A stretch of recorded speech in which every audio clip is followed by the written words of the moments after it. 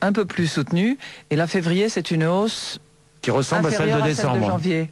Qui est entre janvier et décembre. Et malgré un chômage élevé en France, il y a des secteurs qui peinent à recruter. C'est le cas de la santé où l'on manque cruellement d'infirmières. Le numerus clausus des écoles a bien été relevé, mais la formation se déroulant en 3 ans, eh bien, les effets ne se font pas encore sentir. Nicolas Lagrange et Benoît Durand-Krigel. Dépôt médical, Nadège, bonjour. Oui, tout à fait. Suite de couches, d'accord.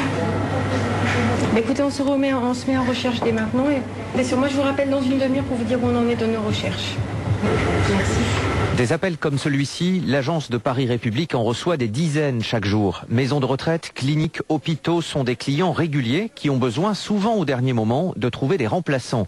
Pour répondre à leurs besoins, plusieurs milliers d'intérimaires proposent leurs services. Ce sont majoritairement des jeunes femmes, parfois kinés ou sages-femmes, le plus souvent infirmières ou aides-soignantes. En choisissant convenablement ses missions, le nombre d'heures, il faut bien sûr faire un petit calcul à l'avance.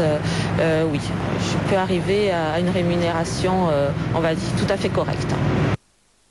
Les missions sont très courtes, 2 jours en moyenne, mais elles sont nombreuses, notamment auprès des personnes âgées. En pénurie de main-d'œuvre, le secteur de la santé a bien traversé la crise.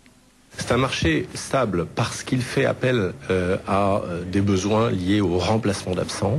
Nous recherchons aussi des CDI et il y a en permanence 400 à 500 offres non pourvues dans ce domaine. Outradeco Médical, numéro 2 du secteur, une vingtaine d'entreprises rivalisent pour attirer les professionnels de santé en leur proposant des formations, des facilités de transport et des avantages sociaux. Allez, une possible mauvaise nouvelle pour les particuliers. Et oui, le prix du gaz devrait augmenter de 9,5% au 1er avril, conséquence du nouveau mode de calcul. C'est ce que